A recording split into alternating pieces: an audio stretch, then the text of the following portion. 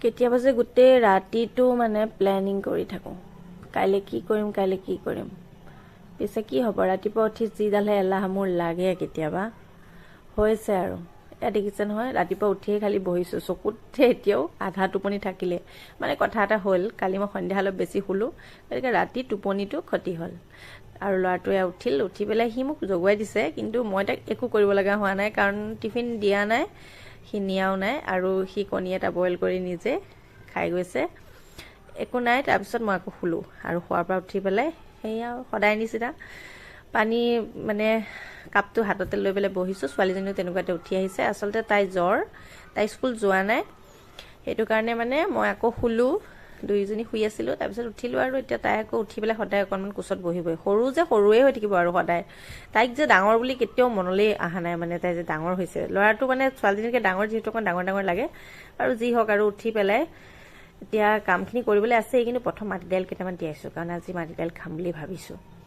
ভাল পাওঁ খাবলৈ, কিন্তু শৰীৰৰ কাৰণে ইমান ভাল নহয়, বিশেষকৈ মোৰ কাৰণে, সেইকাৰণে মই অলপ কমাই খাওঁ। কিন্তু বাকী আমাৰ ঘৰৰ দুজনে আকৌ বিৰাট ভাল পায়, বাপেক পুতেকে। এয়া দেখিছেনে, এয়া পাচলি কাটোতে হাত কাটি গৈছেগৈ মানে। এয়া কালি ৰাতিয়ে কি কাটিছিলোঁ জানো, এনেকুৱা এটা ঘাইল হৈ আছে। ছোৱালীজনীয়ে দেখি পেলাই টেপ এটা মাৰি দিছে, আৰু তাইৰ মাকৰ হাতৰ বিলাই দেখি পেলাই বিচনা নিজে পাৰি থৈছে। আৰু তাই ঘৰত থাকিলে অকণমান মোৰ ৰেহাইও হয় বাৰু, কিন্তু ঝাৰুডাল বান্ধি থৈছে ঘৰ সাৰিবলৈ, কিন্তু বোলো নালাগে আৰু মই সাৰিম, এনেও গাটো বেয়া হৈ আছে।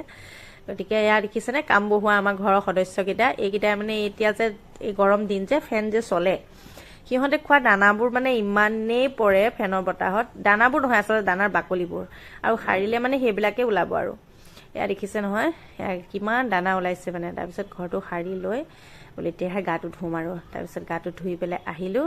গাটো ধুই পেলাই আহি পেলাই ভাবিছোঁ ছোৱালীজনীক কিবা এটা খাবলৈ দি লওঁ, তাই বেছিকৈ ভাল পায় কণী আৰু মাৰ ভাত, এনেকৈ দিলোঁ। আলু কিন্তু খোৱা নাই দেই, আলুকেইকণ দিছিলোঁ, কিন্তু তাই নাই খোৱা। তাৰপিছতে মাটি দাইলখিনিও তেতিয়ালৈ তিতি গ'ল, মাটি দাইলখিনি বোলে বাকলিটো গুচাই লওঁ। আৰু এইটো দৈকলীয়া মাটিমাহ এটা আছে নহয়, এটা ক'লা, আৰু আজিকালি এটা বাহিৰৰ পৰাও আহে নহয়, কিবা পাঞ্জাৱৰ নে ক'ৰ জানো, এনেকুৱা আহে নহয়, সেইবিলাক নহয়, এইটো দৈকলীয়া হয়, এইটো আমাৰ লোকেল। এওঁ বজাৰৰ পৰা মানে, মোৰ মায়ে আচলতে বজাৰৰ পৰা কালেক্ট কৰি দিয়ে এইবিলাক লোকেল বস্তুবিলাক দেই।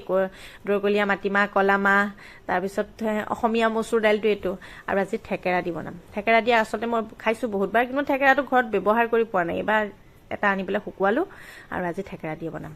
পিছে মই খোলাকেই বনাইছোঁ, কাৰণ ফেনটো কাঢ়ি দিওঁ। প্ৰেছাৰ কুকাৰত বনালে এওঁ ইমান ভাল নাপায়, মাটি দাইলটো বেছি সিজি যায় বোলে, কিবা পিছল হৈ যায়।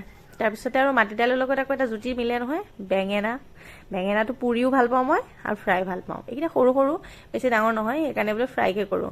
মিষ্টাৰে আকৌ ফ্ৰাইটো খাই ভাল পায়, কিন্তু ইমান খোৱা ভাল নহয় কাৰণে কেতিয়াবা কৰোঁ। পিছে এই হাতটো ইমান বাৰ ধুই থকা হয় চাবচোন দেই, কিবা এটা কাম কৰিলে। আৰু ছোৱালীজনী আকৌ অকণমানকৈ ভোক লাগিলে, তাই যিহেতু পেট ভৰাই বস্তু নাখায়, তাইক আকৌ এতিয়া অকণমান তাই চাগু খাব বোলে, গতিকে চাগু অকণমান দিছোঁ, অকণমান গৰম পানীত দিছোঁ, দি পেলাই কল আছিলে, কলৰ সৈতে তাই চাগু খাব। আৰু তাই মানে এনেকৈ ঘৰত থাকিলে অকণকৈ কিবা কিবি এটা খাই থাকিবলৈ লাগে, ল'ৰা ছোৱালী মানুহ নহয় জানো, আৰু আহি পেলাই এনেকৈ অকণমান মৰম চেনেহো দি থাকে। তাই থাকিলে মানে এনেকুৱা ফিলেই নহয় আৰু যে মোৰ ছোৱালী নে বান্ধৱী নে, এনেকুৱা নিচিনা হৈ গ'ল আজিকালি একদম। মানে তাই মোৰ প্ৰত্যেকটো কথা মানে মই কোৱাৰ আগত বুজি পায়, এনেকুৱা আৰু।